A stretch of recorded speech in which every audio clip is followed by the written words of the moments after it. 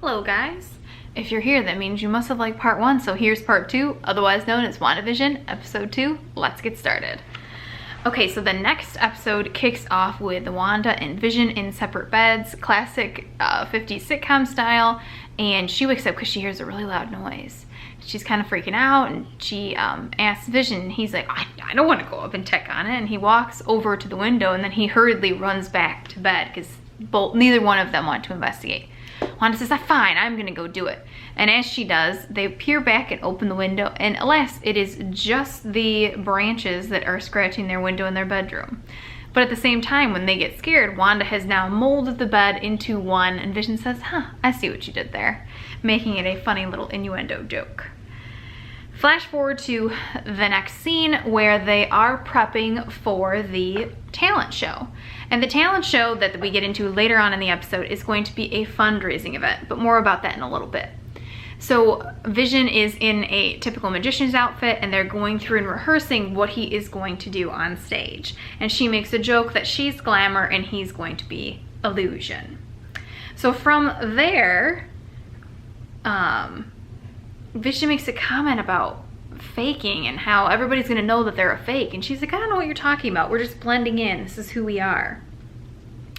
And he says, you know, when we were talking last night, I think I am gonna go check out that neighborhood patrol that they've started, that basically a neighborhood watch, and I'm gonna go talk to the meeting today. And she says, oh, okay, perfect.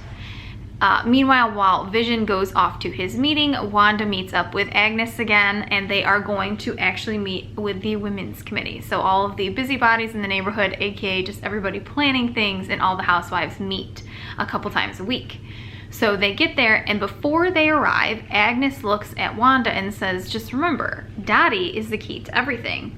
What exactly is Dottie the key to? Or is that just a joke about this universe? Or is there something more to the story with Dottie we just don't know about? When they arrive, they're all sitting around, and Wanda's trying to be a proper lady and be quiet, and she makes several kind of blunders during it, which, you know, you're not supposed to grab a cookie, you're not supposed to talk, you're only supposed to wait for Dottie to kind of give you the intro to be able to talk about things. And meanwhile, she meets Geraldine, who is sitting to the left of her, and Geraldine says, you know, it's the strangest thing, I can't remember how I got here. And she says, oh, me neither. And they kind of laugh and joke about it, and then she introduces herself to Geraldine. From there, we flash forward kind of back over to the Vision side of the episode, and he is at the library where the neighborhood watch, basically all the husbands in the neighborhood, are meeting to talk about the hooligans that are supposedly in the area. And they basically tell him, oh, you know, you can't kind of come unless you're invited. And he kind of just sits down and says that he'd wait until they get to new business. And they joke and say that really they don't ever get to anything. They only just kind of talk about eating different danishes and making jokes. So Vision proceeds to joke along with them, and then messes up by saying, oh, I don't actually eat anything. And they're like, what do you mean? He's like, oh, I don't eat between meals. It's a really funny joke when you catch it. And then he quickly recovers, and they're like, well, you know what? We have some gum. Do you want some gum? So Vision says, oh, sure. And as he's chewing it and laughing and joking with them, he accidentally swallows it, and they do a pan down, and it is stuck in his gears of his stomach. And by this point, he's feeling kind of gross. But then we flash back to Wanda, and she is helping clean up after the women's committee meeting. And she tells Dottie she's thankful, you know, in the typical way that everyone does when her back is turned. She kind of makes a face at the camera like, oh God, can't believe I have to stay after and help her clean up. And Dottie says, oh, of course, you know, it's really important. You should consider yourself, you know, very well regarded for actually being able to stay and help me pick up, which is kind of ludicrous if you think about it. As Wanda and Dottie are talking, Dottie kind of makes an insinuation. She says, I know that there's some strange things with you and your husband. She's like, what are you talking about? We're perfectly normal. We're just, you know, we just moved here. And as they're in the middle of this weird and strange conversation, the radio that Dottie and Wanda are standing next to kind of does the radio frequency kind of shifts, and the knobs kind of turn, and we hear static. And in that static, we hear a voice that says, Wanda, can you read me? Who's doing this to you?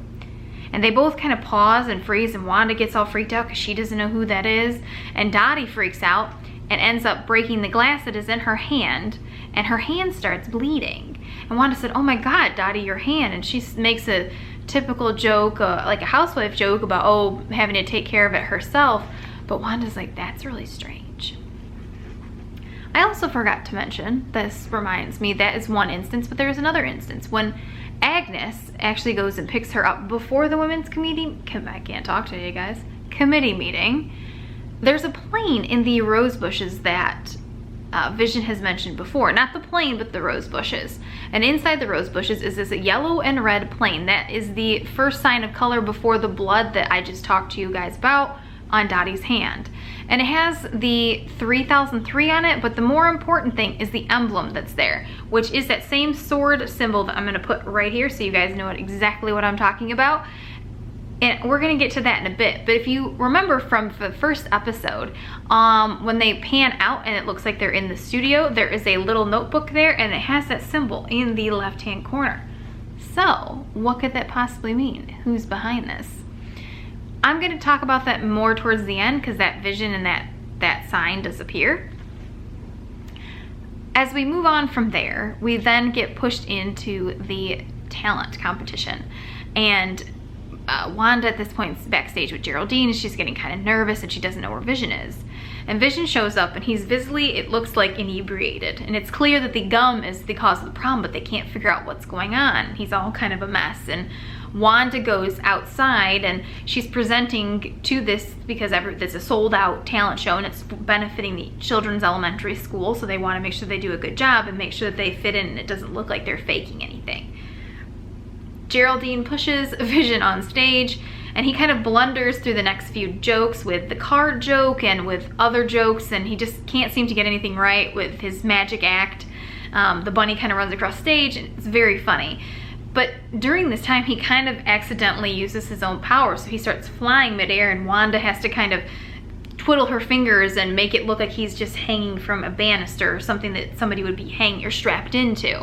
Or the fact that when he lifts the piano, it's super heavy and everybody's like, oh my God, how can you lift that? And Wanda comes over there and masters it and changes it, and so that it looks like it's just a fake plywood board instead of a real piano. So she kind of has to cover up for him as he's blundering through the act.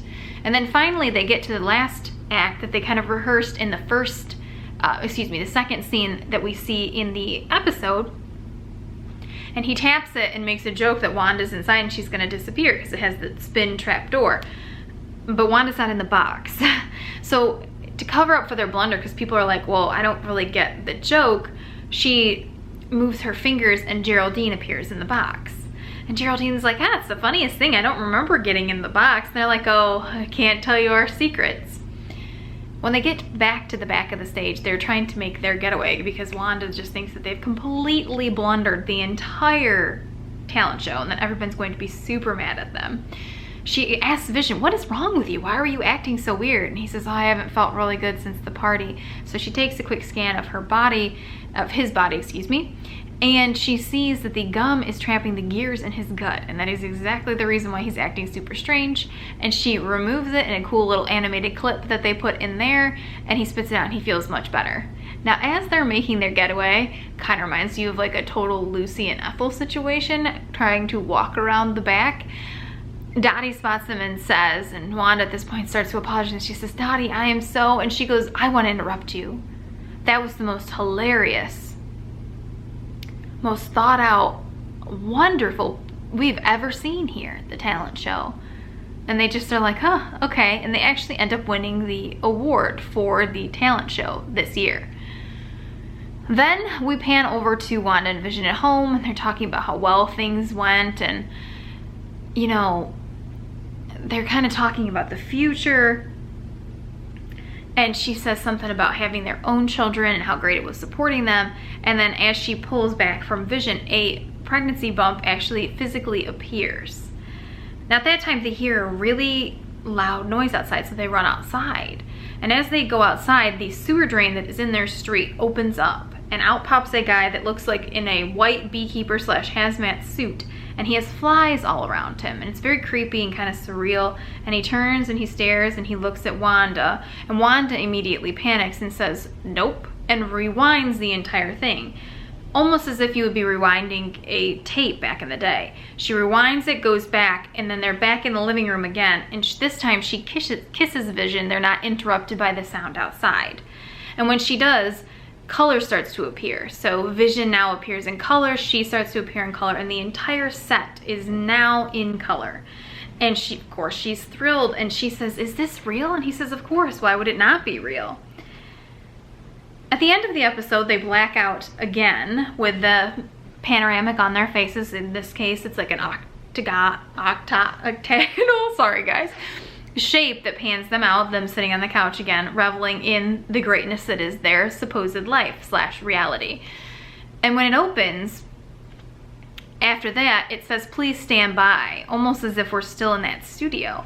And the same radio transmission plays again, and it says, like I repeated, "Wanda, can you read me? Who's doing this to you? Wanda." But at this point, we've already panned off of them. We don't know who's trying to get a hold of her. I have my theories. I think it's possibly Ant-Man that's trying to get a hold of her. I don't know if that's actually true or not. We'll just have to find out with what happens in the series, but that's the only voice I can place that would be saying this. At this point, we go back into what I was describing in the first part of my video, which is those chips. They look like the data pieces. And it looks like we've gotten a couple more pieces this time. So as I was looking, they have the roses again, which kind of makes sense now because then the airplane that she found earlier in the episode was found in the rose bushes. Then this time there's also a gazebo, a water tower like we saw in the first time, and then there's the butterflies. I forgot to mention those in the first video, but those also appear in part 1 as well. And then it zooms into their house, and when the chips fall, the house kind of falls apart. Almost like it's shattering the illusion of what's about to happen. And is this in Wanda's mind? Is someone controlling her? All things that we're gonna have to find out. We have our own thoughts, I think, on what we kind of know. I think it's a partial Wanda not wanting to come to terms with what's happened to her and everybody that she's lost, and a combination of someone wanting to keep her in there because she is an extremely powerful Avenger and probably one of, if not the most powerful Avenger that they have on the team. We'll just have to wait and see. But back on SWORD, think of this as the little glossary section that I was talking about earlier. SWORD actually stands for the Sentient Weapon Observation and Response Division. It talks about aliens and other beings that kind of come to Earth. And it's discussed a little bit in Marvel Comics. Now, we don't know where they're going to take this, but it does seem odd that that keeps appearing. So what is it exactly, and who is it that's controlling this, controlling Wanda, and helping manipulate her reality into thinking that this is her new reality? We'll just have to wait and see for next week's episode. But until then, I'll keep you guys updated, and please feel free to like and subscribe to this video if you find it helpful at all. Let me know what you guys found, and if you think you have any thoughts and theories. Is it Ant-Man? Is it someone else? Who is speaking to Wanda on the other end of that radio line? Thanks guys, and I'll see you in my next episode. Bye! Miss me already? Just kidding. This is going to be at the end of the video because I totally forgot this one part, and it's kind of a big one. They also have a commercial in this one, guys, and this time it is featuring the famous, let's see, Wolfgang von Strucker, and it is advertising a watch, and it says Hydra on it, and it says he'll make time for you. And I totally forgot to tell you that, guys, but I wanted to throw it in here at the end just so you are aware and look out for that. That is who they're referencing, which if you've been following Marvel and the MCU for a while, you know exactly who he is, and that he worked directly with the twins and conducted experiments on them. So it seems a little strange. Is there something we don't know about Johann? He was supposed, not Johann, other von Strucker, I'm thinking of, never mind. Ignore that and the other Hydra agents I'm trying to think of right now. It's clear that maybe he plays an impact, or is he maybe really not dead? I know we saw him get killed in Age of Ultron, but is anyone really dead in the MCU? Just ask Agent Coulson if you want any kind of recognition or clarity on that. Thanks guys. Again, catch you in the next one.